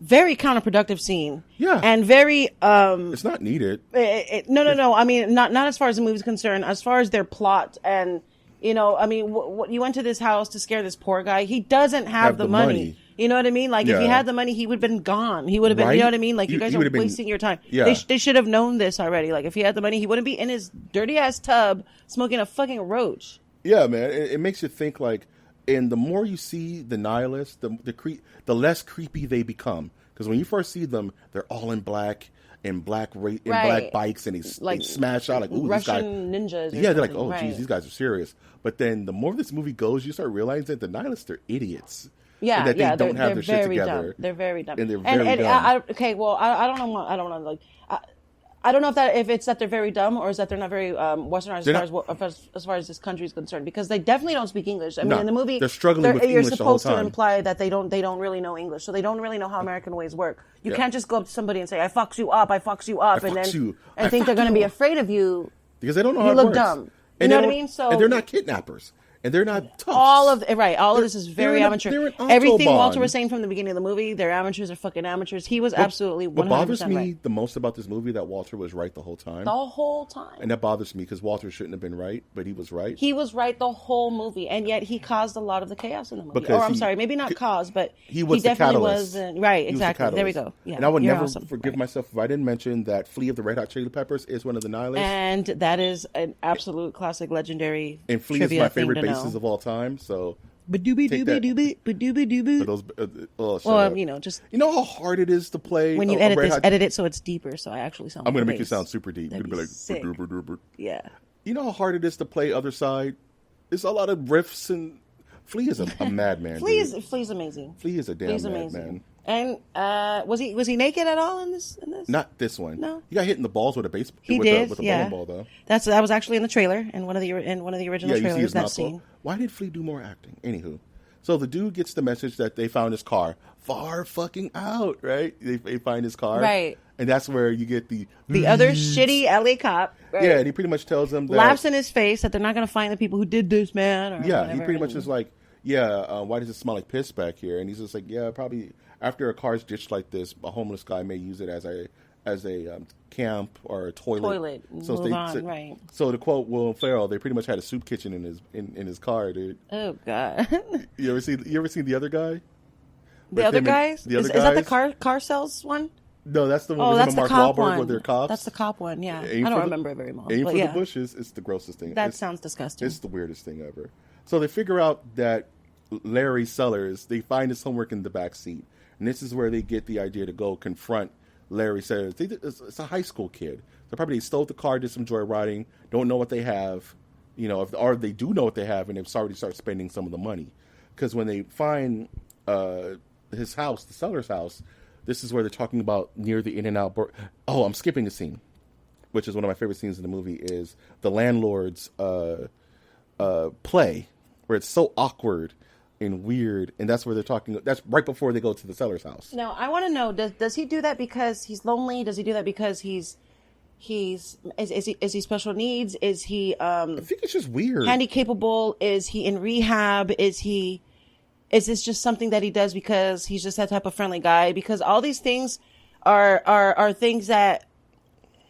I mean, it's so weird that all these characters that are in this movie, like, you know what? Whether they have an extensive story arc or not, there's more that you want to know about them, no matter what. And he's definitely one of them. They all seem like star-driven Inland Empire weirdos. Like, even if you think about the Nihilists, they want to be in movies. I'm sorry, not Inland Empire weirdos, more like Valley, because that's all they Valley. see. Yeah. That's all they see is filming, and they see all these big trucks. Even Larry Sellers' dad. To live around that area, it has to be weird. We were just talking about the area how Culver City's weird, and that's a smaller film city, a smaller film town, Culver City, and it's a weird fucking town. It really is. It's awkward. It's a weird town. Hollywood's a weird town, but it's not as cliche and weird as a lot of people think it is. It's very Blue Velvet. The Inland Empire is, if you've ever chilled up there. Well, the IE's that way. The Valley is that way. San Fernando Valley, I think. San Fernando Valley. I'm thinking of a different spot. Yeah. I'm a fake Californian, guys. But they go to confront. He's from Idaho. Go ahead. I know that's from something. It's gonna kick me in the. It's gonna kick me in the. It's not. Jeez, dang you toots! You're too strong. I am. So they pull up and they see a Ferrari out front, and they're like, "Man, he's already spent half the money." He's like, "Nah, Ferrari looking like about that. Probably spent about $200,000. He probably still has about $700,000 left or something like that." So they're trying to do the math from a child who's So they go and they're talking. They go in a good day to you, sir. They go confront Larry Sellers, the son of Arthur Digby Sellers, who wrote a bulk of the series of Branded, dude. Oh, he has health problems. He has health problems. And then you see you see Arthur Digby Sellers in a damn iron lung. A goddamn it's like 2-ton iron lung sitting in the back of the living room, dimly lit, like it's a funeral home. Thing ever. It's ridiculous. Why is he just in this 1920s iron lung? Yeah, really though, really. It's not even modern. It's not even 90s. Modern. It's like a weird hyperbaric chamber looking. And it just stands out like a sore thumb. And then we get Larry, who this kid is he's brain dead, or the kid is he's either brilliant or he's just not there. Right. And you really don't know. I can't read him. I can't tell. Yeah, I can't tell. I think the kid was just super smart. The little son of a bitch was stonewalling me, He stonewalled the movie. Yeah. Because you just got nothing out of him. Right. It's almost like they shot one shot of the kid and kept shooting it over and over, so his facial expressions didn't change. And Walter got so frustrated with him, this little prick stonewalling me, right? And that's where they get the famous line, this is what happens when you fuck a stranger in the ass. This is what happens when you fuck a stranger in the ass. This is what happens, Larry. This is what happens, Larry. And Walter takes a baseball bat or something, a wooden stick or something, and starts beating the crap out of this Ferrari. He's busting the windows out. And you hear some little guy roll up, "Oh, stop. I just bought this fucking car last week." This little Harry Bruno looking dude. Yeah. He's like, "I kill your fucking car." Yeah, I kill your fucking car, which is already rusted out, half put together in the first place. And like you mentioned earlier, the windshield is gone. The back windshield is gone. But the dude being the dude still took his friends to the In-N-Out Burger. He still went to In-N-Out. And he This was guy so pulverized their vehicle. Right? Or the dude's vehicle. He pulverized. There's no front windshield. I don't know what he did to the side windows. You know what I was thinking about is that Donnie was in the car that entire time that was happening. So that must have scared Donnie shitless. That's what I was saying. Or Ghost Donnie or I don't whatever. think Donnie's real. Because Donnie I just get would've it. said- I'm the starting dude to wouldn't see have it. done it. If Donnie was in the car, you just going to run up and bang somebody's windows out with somebody in the back If somebody is banging the shit out of your $200,000 car, then maybe. Yeah, who gives a shit, though? But you know? we don't even see Donnie in the car. I don't remember At the seeing Donnie in time, the you're car. right, but we have to go back and see it. But you're right. I don't remember seeing him in the car at that moment either. Hashtag Donnie's I not do real. remember seeing him in the car right before that moment. Hashtag Donnie's not real. I do remember seeing him right before. You know what I mean? So as soon as the guy's kind of walking up to the car, I do remember seeing Donnie. What's going on? And that's it. I think that may be the last scene that you see. It's a little nitpicky, but Walter's eating a double-double. Donnie's eating a double-double. Donnie didn't get nothing different. Oh shit! That's not nitpicky. I'm telling you, man. He might be his little dragon. I'm telling you, Donnie's not real. Fun stuff, man. So after this is where they drop the dude back home, and this is where Jackie Treehorn's guys pick him up. You're not dealing with amateurs here. Right. And probably my favorite part of the movie is the introduction of Jackie Treehorn. That boom. Right. And it's like this shot of this topless lady who's on. You don't know what's going The on. Porn actress on the trampoline, right? And you have no idea what's going on. Like, You just see a black screen. You see her float up, and then float back down, and it's just so surreal. This scene, and the music is just chiming perfectly. Right. And you see, and the music, you don't know where it's going, and like the music tells you that. The music tells you don't know where this is going, and it because you don't know back. what the fuck they're. Why are you playing this tribal shit? And it just comes out of nowhere. Why is there right? a naked lady? Why is there a naked lady? Why is she? And it pulls back. You see they're at a barn fire or some kind of weird thing. There's this huge party going on, and then Jackie Treehorn comes out of the shadows. You don't see him. You kind of don't see him walk up. He just appears out of the shadows, right. And the music crescendos. He's like, hello. He's like, hello, dude. And it goes, gong. It's like the perfect intro. It's like Batman. Right. Poof. And that's how it ends. It ends with his white coat. Just I just want to cut that part of the movie out and just put it on like repeat. Yeah, over that's and over. cool because he's walking and he's far away and he's getting closer. And he's like this. He's like something from like Fantasy Island. Right. Really. Exactly. Yes. And then, and I think that's how that's kind of how they were trying to shoot it. Kind of trying to give you that weird Fantasy Island vibe, mystery, mystery thing, And it's so funny because the way they shoot it as if you're kind of gonna like Jackie Treehorn. Like Jackie Treehorn's got it. Jackie Treehorn's gonna pull the dude out of this situation. And it turns out, go ahead. No, it turns out that Jackie Treehorn had his own kind of intentions, and Jackie Treehorn was just kind of drilling the dude for information like everybody else was, and he just wanted to kind of talk to him face to face. And Jackie Treehorn wasn't maniacal. He wasn't an evil guy. He actually. Well, I mean, he did drug him. He drugged him. He drugged him. I mean, but he got him out of his place, though. He drugged him and he got him out, and that's where the dude had his second dream, his hallucination. So at this point, Jackie Treehorn drugged the dude, and darkness fell over the dude. It fell over the dude that night. Darkness. Like a prairie dog's asshole in the moonlight or whatever the hell he said. What does he say? Like a cattle's tuchus in the darkest moonlight, something like that. Darkest moonlight. Yeah. And then you start hearing the dude sing in the backseat of the cop car. Or you see the dude running down the freeway or wherever he was.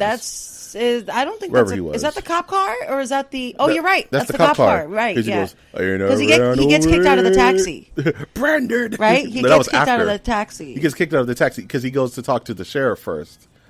And does that happen after? Yeah. I thought he got kicked out of the taxi and then the cop picked him up. No, because is that what happened? Am I tripping? Or I'm tripping. Okay, one of us are tripping. With nowhere to unpack.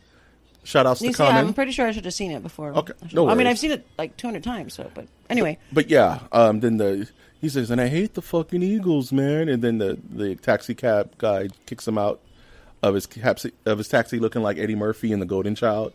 And then you see the dude hemmed up by the sheriff who pretty much tells him, I don't like your gold bricking face. No, it's like, I don't like your jerk off name. Right. I don't like your jerk off face, and I don't like you jerk off.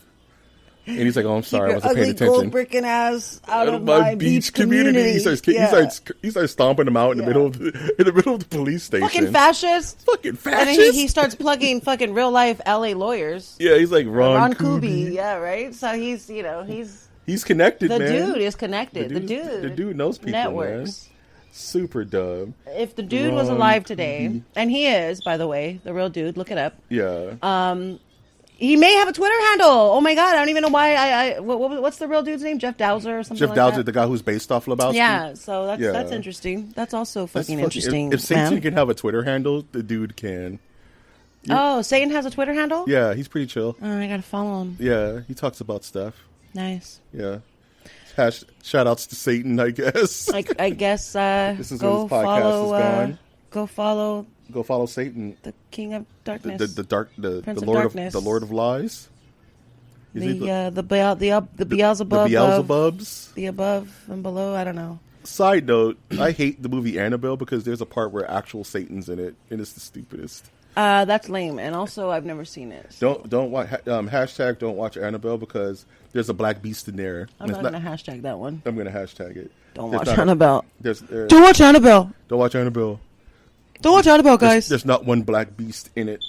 That's how you know it's good. So the dude gets back home, and he finds his house just totally ransacked by Jackie Treehorn's goons, thugs, whatever.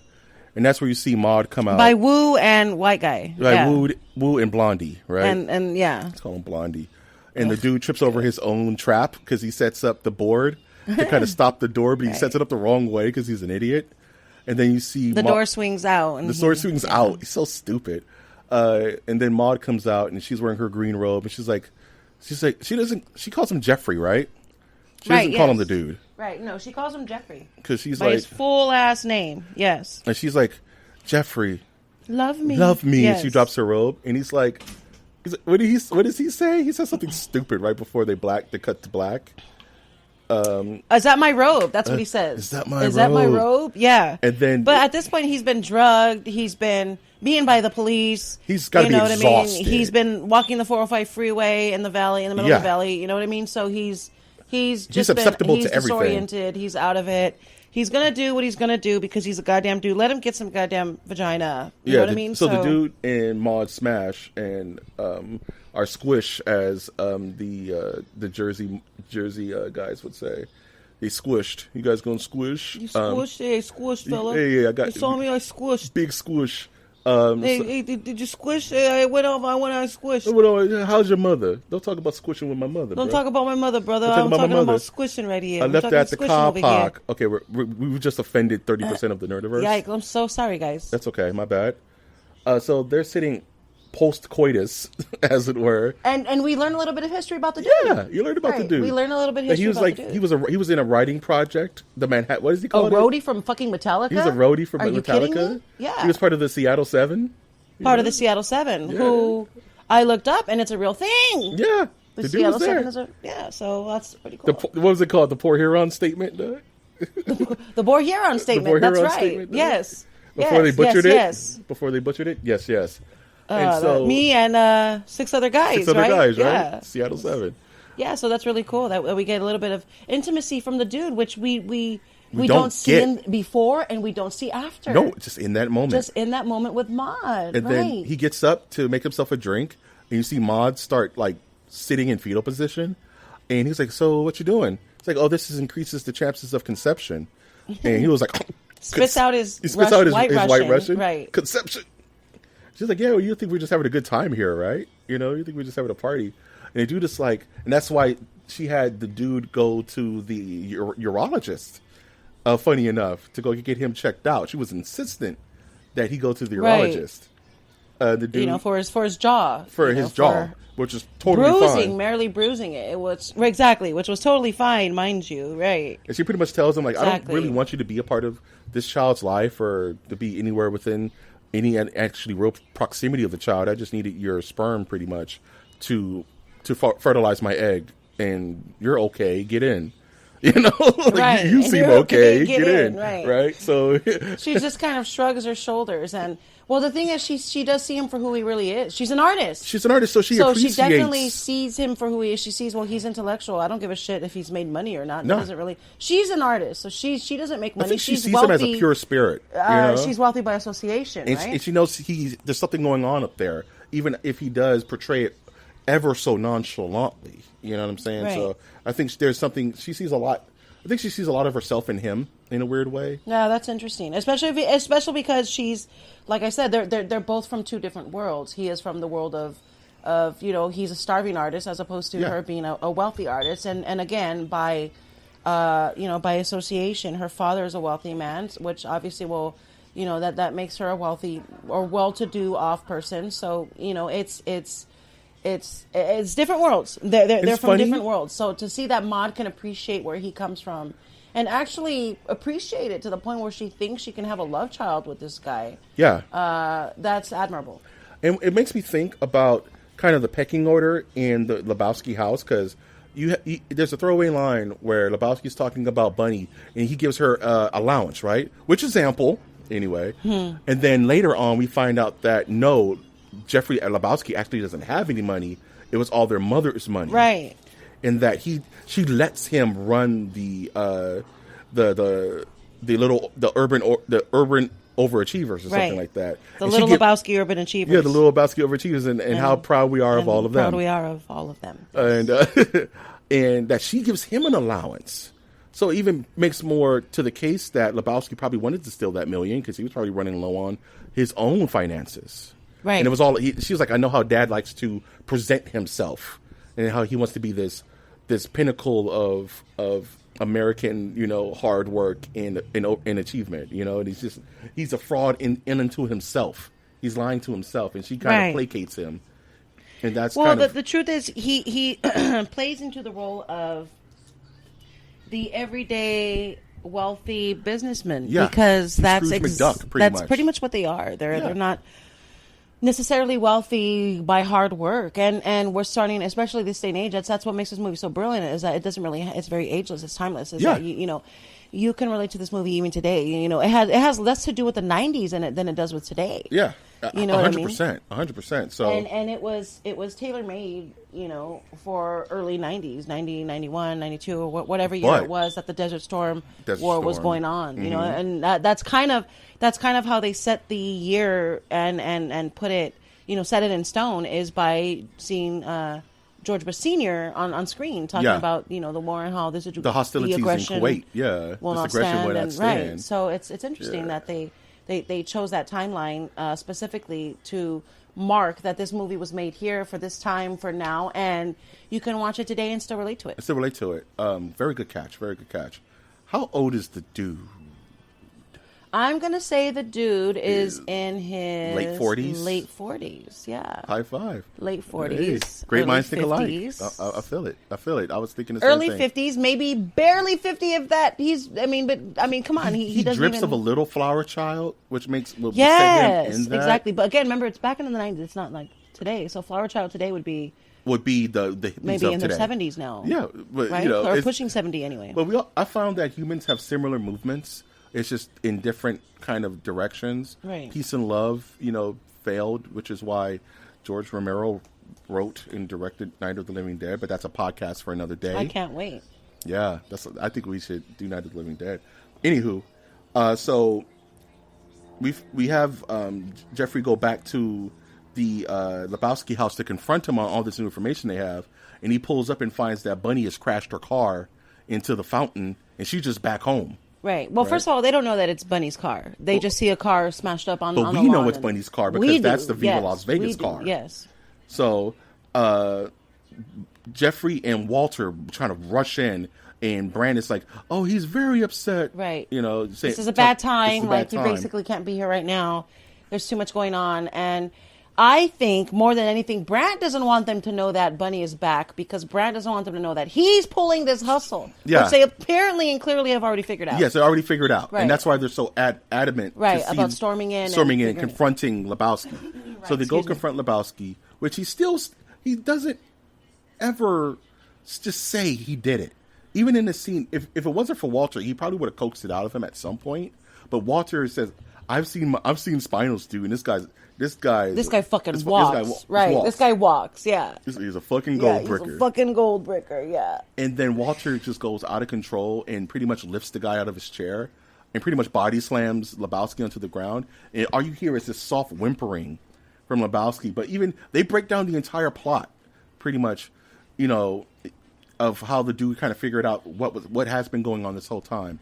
In that Lebowski has used this quote unquote kidnapping as a scapegoat to steal money from the foundation, right, and pin it on him because the dude is a nobody, because the dude doesn't matter, right, in the eyes of Lebowski, and he was going to be the scapegoat, right. And the dude was like, "No, you're the big Lebowski. You're the real nobody. Yeah, you're the real nobody. Yeah. You're the big nobody. You're the big Lebowski. Roll credits, right?" But Lebowski doesn't break. He's still kind of like keeping to his story. Until Walter goes insane and pretty much throws him out of his own chair. Literally throws him out of his own chair in order to humble him. To make sure he remembers exactly where he comes from. Which, if you ask me, in this day and age, in the PC world that we live in now, in the very woke world that we live in now, that scene would have never been shot, honestly. That scene would never be shot today. You throw a paraplegic out of their chair. And you pretty much shames him. And you shame him for he being brought him who back he is, down to earth, so to speak. Exactly, but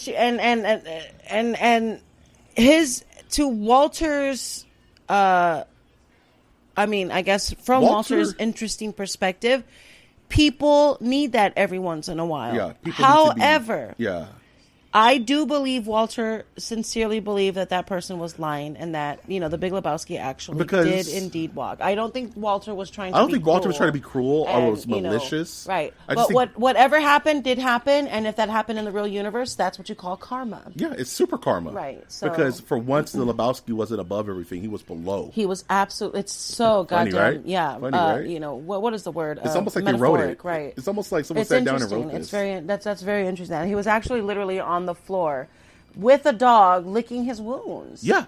You know what I mean? It's so kind of nutty. You just spell it out like that. Right. It's kind of nutty. It's really interesting because he started off as the top dog. The whole movie is called The Big Lebowski. So it's about his plot. Right. Because like I said, there's no protagonist or antagonist to this film. It's just kind of a slice of life, a day in the life of... If there was to be an antagonist, it would be the Big Lebowski himself. Yeah. But it's arguable because there's so many other characters and scenarios and scenes and people and things that jump into your face that just happened. Yeah. That you can't really pinpoint exactly where the problem is. So, because it's all spherical. It's very interesting. That's what makes this movie so culturally available to people, and it soaks a lot of people's minds up, is because you can watch it over and over and over and over and find something new still. And pull something new from it every time. It's brilliant. It's so absolutely we reach brilliant. The climax of the film,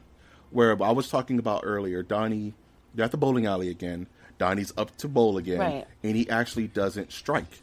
And it's jarring to him. And the music acknowledges that something's weird about it. Right. Because the music drops out. Right, absolutely. And you see it on his face like, oh my goodness, this never happened. It just goes like absolute you said, he checks silence, his hand. He's like, this is weird, right? And so they're just kind of, even Walter and the dude are just kind of mulling over this situation. Now it's just a big loss for kind of everyone involved. And which brings me back to, because the Lebowski storyline has hit its end. We don't talk about the Lebowski for the rest of the movie. Right, until the very end. So, the only plot hole I have with this movie, and I don't think it's a plot hole, is was the money ever in question? Was there ever $1 million at stake? Ever? Was the money ever in the suitcase? That's a good question, and I want to say... damn, dude. I want to say so. Yes, it was, but only because... The Big Lebowski did make a huge deal about it when they got that tow, which means he must have invested that money, which means he must have believed in something, or because he definitely wasn't in cahoots with the nihilists. But in that conversation, for him to have received that tow the way he did. But Lebowski was more upset about Bunny than he was about the money. Of course, he was more upset that that Bunny was still kidnapped the drop off didn't go, but he wasn't pressing Lebowski for the money. He said, "I'm just going to tell them you have the money." He was upset about the money because the money was nowhere to be found. That's why he was upset about the money. Now, he thought Lebowski had the money. Exactly. So he was like, "I'm going to tell the Exactly. carpet So pissers he's not going to to come sit after there. you." He wasn't asking for the money back. He was saying, "I'm going to tell them you have it and let you deal with it. All I want is money back." You're right about that. You know well, what I'm saying? he knows that he's not going to have the money, that he's not going to be able to give the money back either. You know what I mean? So, yeah, but yeah, that's what I'm saying. Like, I don't think the money was ever in danger. You know what I mean? yeah, I don't think. I don't think there was ever any money on the table. I can't say for sure, but I don't think. It's I hard, personally 'cause don't it think can that the lead Big either way. Lebowski would. I think the money was always in Lebowski's pocket. Right. And that, yes. like Walter said, they Yes, threw out a ringer that for I a can ringer. agree. That I can agree with. You know? whether there was money in the actual suitcase or not, maybe not. But was that money actually taken from the the foundation kids? and whatnot? Did Larry pocketed? Sellers Yes. ever have that money? Well, it was no. Right? I don't think Larry No? Sellers ever had that money. I can actually go with that part of the theory. Yeah, or whoever stole the car, they never got the money, right? Because the car wasn't in the money Here's because the it was a thing: ringer for a ringer. how did the right so the money was never, and what an idiot that Jeffrey Lebowski wouldn't. I'm sorry, that the dude wouldn't check the suitcase. the suitcase. They even count the money out of curiosity, right, to even see what it even looks like. and or he may whatever. have, but it's not on screen, and But they it's not don't, on and they screen, don't right. allude to it at any time in the You're film. absolutely right. So maybe that's just part of the mystery. It's also part of the mystery. It's one of the mysteries of the film, the Donnie Right. mystery. So they walk out of the they're done bowling, and the nihilists have just set his car on fire, and the dude says that they did it. They finally killed my fucking car. Mm-hmm. And the nihilist is like, and then the nihilists were never about it, because when they said give us the money, the dude was like, well, I don't have the money. The Big Lebowski screwed us all, right? And so the Take it nihilist up with was, him, Take it yeah. up with him. So the nihilist was like, just give us the money out of your pocket and we'll call it even. That line tells me that the nihilist never had a plan no, right. to ever get the money. Right. You know what I'm saying? Right. 'Cause Yeah, if it's they $1 million, never had a plan. Period. If it's $1 million on the line, are you willing to settle with the money out of someone's How pocket? would they have known about it in the first place? Because how would they Bunny. have- Oh, Bunny said, yeah, okay, yeah. Bunny would have orchestrated the kidnapping to get the money from Lebowski. Right. Right? And then Lebowski would have then stole the money, using that as an excuse to get the money out of the foundation. So I'm thinking, Bunny said, okay, Uli Konko and Autobahn, we're going to act like we're going to kidnap me. Then we're going to send a note to my idiot husband, who's going to give us $1 million for free. And I'm not going to be in danger. We're all going to get paid. Then the Big Lebowski goes, oh, what if this is a good excuse for me to get a free $1 million. I don't care about Bunny. In the long run of things, I'm going to take this money. I'm going to pocket it. I'm going to get a stooge Right. who do the drop off, who may get killed. And that's who exactly may get, that makes the know? most sense, because they don't exactly The Lebowski, point that out, but all of that is absolutely implied. yeah, it's all implied. They don't say it. Nothing is ever said in this Said. movie. Nothing That's is why I'm like, ever said. that's what I'm Everything's saying. always implied, and everything's always a guessing game. And that's why this movie holds up so much, because we're still having this conversation to this day. Right. And this movie's like 20 years old. Timeless. Timeless, right? That's the exact word for it. So the nihilists, and that's where the nihilists confront our three heroes of this tale, and Walter bites the ear off of one of them. He pretty much beats up the entire group, because he takes out, I fuck you, Yeah, the guy with the I fuck you sword. in the ass, He takes yeah. He takes him out. He takes out Peter Stormare, and he takes out Flea. Flea, yeah. Donnie doesn't fight. He's off screen somewhere. Right. The dude is like, Panicking or just take the pacing $4. or- You know, yeah. the dude is not fighting. So Walter Right. beats them all up. But then we find out that Walter doesn't just beat them up; he bites the fuck out of. he rips off the Peter guy's Stormare. ear. He pretty much hits. He He knocks out. bites his ear off completely. Yeah, He hits the I fuck you guy with his bag, a giant boombox, something like that, yeah. right? And then he hits Flea in the balls with his bowling ball, right? He pretty much throws a strike at Flea, and this is where Right in the baby maker. Right in the baby maker. Right. Nice. And we see Donnie's down, and it's like, no shots were fired. And it's like, oh, he's having a heart attack. And that's where the dude goes back into the bowling alley to call the ambulance. And Donnie, of course, is like, we're getting a chopper's getting flown in immediately. But it makes me think again that Donnie is a ghost. Because already say that. Maybe that's just his lingo. But wait, does he really say that? yeah, at the very end of that, he says we're flying in a chopper ASAP. Donnie says that. Donnie says that. No, I'm sorry, not Donnie. Walter says that to Donnie. Walter right, says that he to mumbles Donnie. that. He mumbles that. Okay, yeah. So it You makes just me blew think- because I've always tried to figure out what the fuck what is he saying at the He's end saying there? he's like we're and flying. then he we're says, flying in a chopper. I'd go myself, but I'm pumping blood all over the place. blood all over Right. the place. He's having a flashback because he's not pumping Wow, blood. because he's not pumping blood. He was not injured period. whatsoever. Could he be talking Oh about his? my god! Could he be talking about like his you adrenaline's just blew pumping? my goddamn That's what I'm mind. saying. He was in Nam, holding Because Donnie. my thought was that Walter just got stabbed too, because No. you know they had the sword and whatnot. But so. no, but he didn't. But he didn't end up getting engage stabbed. the sword guy. The dude did. And when the dude did, he immediately dropped the sword. So the sword was out of play. Yeah, He bit right. the I gotta dude's- watch it he again bit the now dude's because ear off. as many times as I watched it, because I didn't catch any of that Vietnam shit. You're Yeah. right. He may I'm have pumping. had. He said that to the dude. He definitely says that part. I'm pumping blood. pumping all blood over. right now. I would and go I'm like, myself. where the fuck is he pumping blood? What from? is he talking about? He's holding Donnie, and he says, "We're Holy flying. shit. Don't worry, man. We're flying in a chopper." He's So- having a flashback of Nam. And I gotta go back to the dude's reaction because I don't know if the dude's actually reacting like, "Oh my god, what are we doing? What are we doing?" no, I the dude don't just know kind if of he's. walks away. He just Holy kind of. shit! I should have watched the movie right He's before. literally. But it's fine that having I get to watch it after. The adrenaline of the situation triggered a flashback in Walter's head, Right. where he had to watch his friend Donnie die in his arms again. Oh, and that's where he kills the Donnie character in his mind. I hate this. That's where he kills the you're Donnie killing character. me right now. That's what I'm saying. Yes, Donnie's because not real, dude. This whole theory thing that we were talking about, I paid no attention to it because you know Donnie actually holds a special place to me because Donnie. Yeah. The whole movie is so goddamn emotional for me, Yeah. period, because it was a coming of age movie for me. Same here. It taught me how to deal with certain emotions. It- All of these people, this movie They're is all- my Inside Out. Yeah, this movie. This is my Inside Out. It So- represents different ranges of right, adult and it emotion. taught me how to cope and how to not be these people. How to deal with Right? frustration. So how to deal with anger. How It's to a deal very with coming of age movie. impotence. It's you know, it's all in there. right. How to deal with a lack of self esteem. How to deal with how to deal with failure. anger. My anger issues. Like How to deal with guilt. I was so much more like Walter than I was like the dude. And then this movie inspired me. Dude, chill out. Just chill out. Shut up. You for see a lot of second. yourself, and I You was know a what whole I lot mean? of Donnie at the time. And Right, it yeah. taught me like maybe I should start taking stuff more seriously.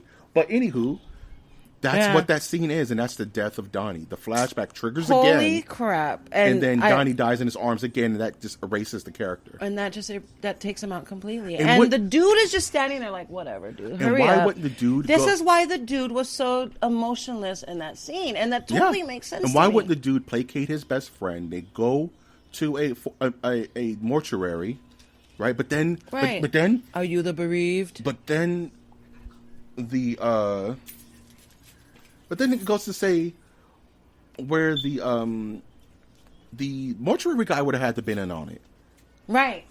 right? Right. So maybe the dude talked to the mortuary guy. Mm-hmm. Just because we're bereaved doesn't make us saps. But Right. we need to do something with the receptacle, right?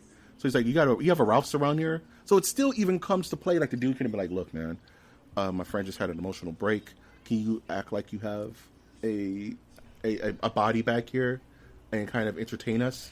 And It's that's not gonna exactly waste what he any of your does because time. he himself. Yeah. It's not that he doesn't show emotion, as in he's just hurt. this emotionless mortician or whatever. He Yeah. doesn't show emotion like, oh my god, am I really having to do this? Yeah, he looks very Are you the irritated. bereaved? Are you Right, the he bereaved? looks irritated Well, aside- it is our finest receptacle. Oh my god, you're He's right. playing And these are along. the things that I've known already, that he does look irritated, he does look Yeah. annoyed, like he doesn't Like, want to why do am I this. doing this? Why have I Right. been talked into doing this? So, oh my god. And so the only one who's actually active and upset in it's a Walter. move is Walter. You're The dude is absolutely chilling. right.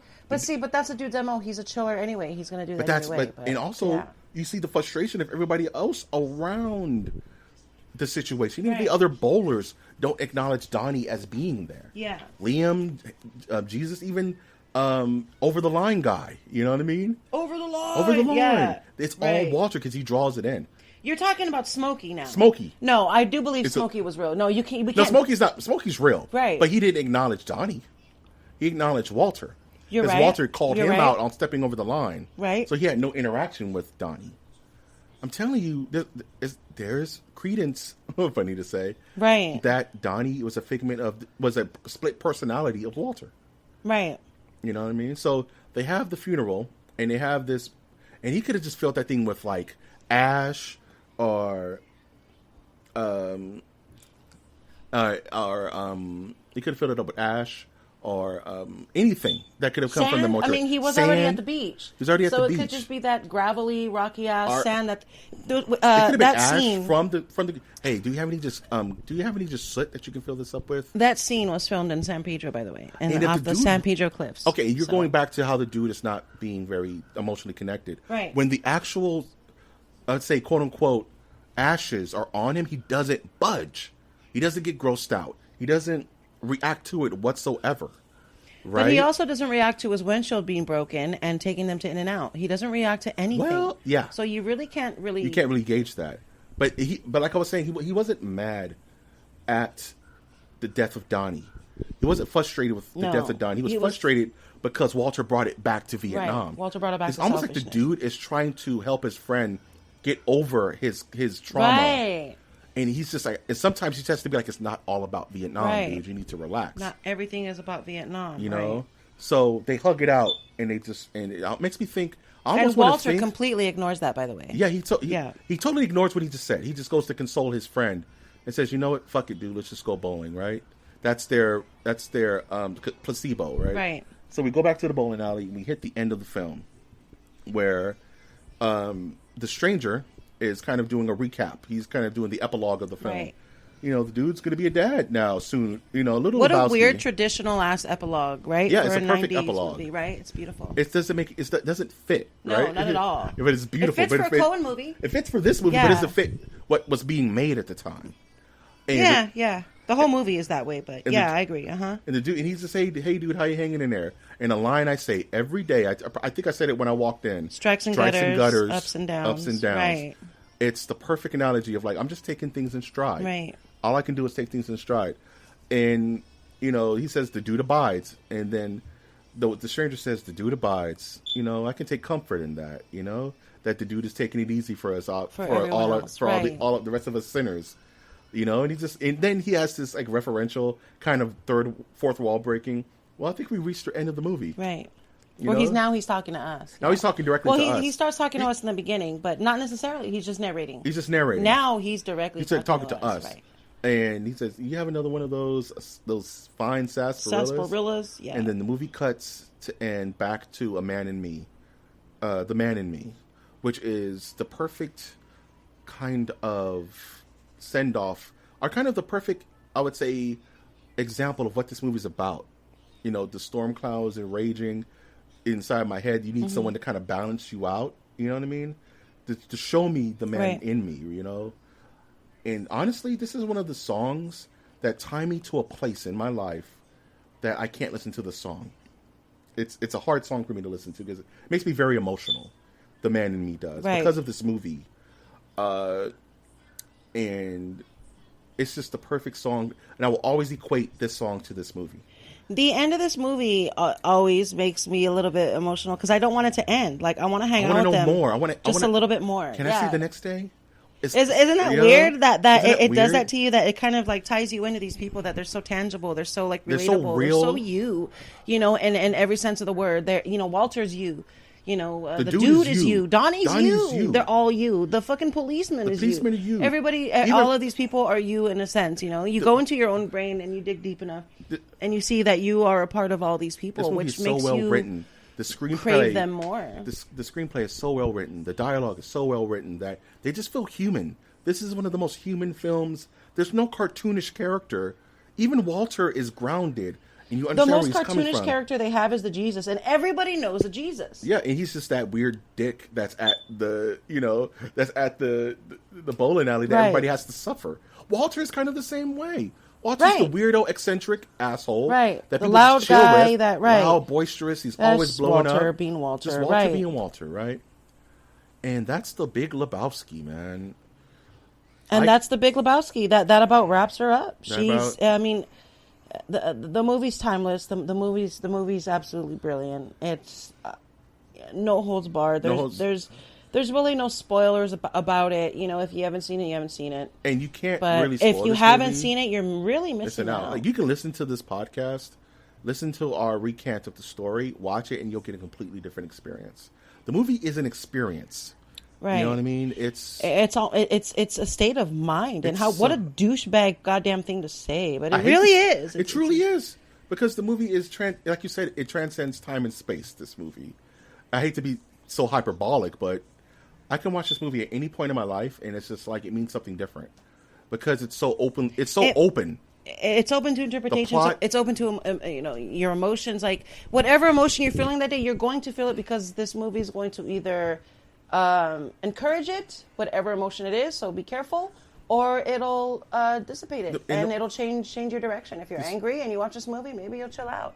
If you're angry and you watch this movie, maybe it'll make you angrier. You know, we don't know. But this movie, it definitely does play on your emotions big time for being a comedy. And by the way, it's not only a comedy. Here's a little bit of trivia. It's not only comedy. It's also in the crime genre, which is interesting. It's a crime noir. Yeah, this is right, a crime noir. right. And I'm starting to realize the Coen brothers are really good at those. Yes. Yeah. They're really kind of amazing at that. If this is your only Coen brother movie, watch Blood Simple. Watch Brother, Where Art Thou? Ooh, Blood Simple. Yes. You know what I'm saying? Yes. There's the Coens are watch No Country for Old Men.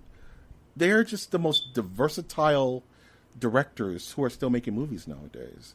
Because all the movies have their signature, but they all have their own unique flavor. Right. Uniqueness is what I guess, I don't know, the nerdy Hollywood world or the true life to, the true spirit to Hollywood world is craving is something that's unique and original and timeless, because these timeless movies, they're not timeless for no reason. It's not just something you want to throw around.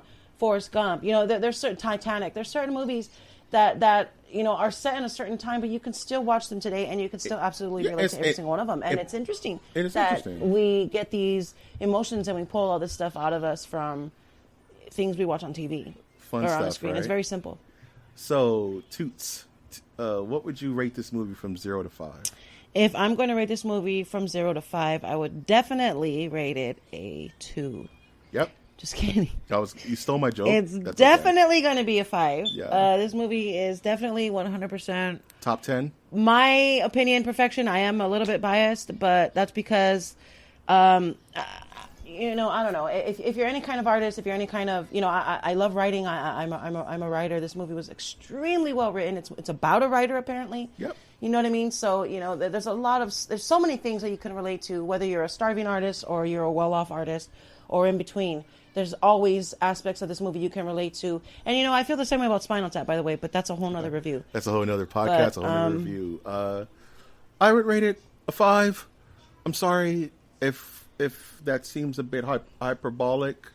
This is one of my top 10 movies of all time, top 5. That's a unique 5. That's a lot of 5s. And this is the same 5 with RoboCop and like Hellraiser. Oh my. Okay. Just give you an idea of who Mike G is.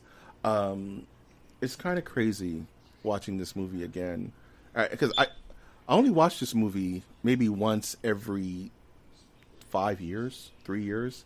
I can't watch it a lot. I almost watch it every time it's on. I do not watch the ending. It's because this movie just yanks on a heartstring for me that sometimes I'm not in the right headspace for. Same here. But watching it again to review this podcast, like I was saying, it's like walking into a pool of warm water. It's just, this movie is comfort food. It's Thanksgiving dinner, this movie. Right. And I just love it. I love it to death. Absolutely. So where can we find you? You can find me at Tootie O My Hero on the Twitter. I mean, do I give them the actual handle or do I give them like the actual name? They can look for it either way, right? Yeah, you're Tootie My Hero. This is my first podcast. It's my first anything.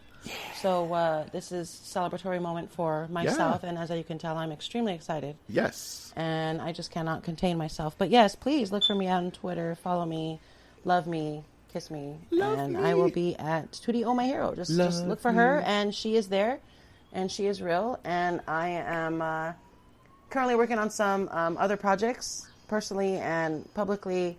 I am working on some stand-up things here locally in Long Beach. I am from Long Beach. Woot woot.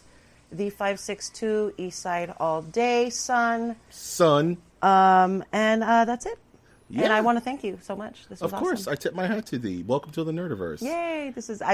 I am your Lee. I'm telling you, I am the biggest fan. I have been here since day one, and I do not plan on leaving. Guys. I am fascinated by this. Support your day ones. Make them part of the squadron. I'm telling you, the rising tide lifts all boats. This is The how we gonna get rising it. tide lifts all. I love it. This is how we do it. I love it. Fist I bump. love it. Boom! Explosions. Son! Boom. And I apologize. I know this is a family podcast for all the cuss words, but let me throw out that this movie has 260 cuss words in it. Yep. Altogether. And this will be an explicit episode, but that's okay. So if you Fuck. want to do it, take some time, count how many cuss words were in this actual episode, Cock. and see if we match up with the Lebowski. If Balls. we do, let us know.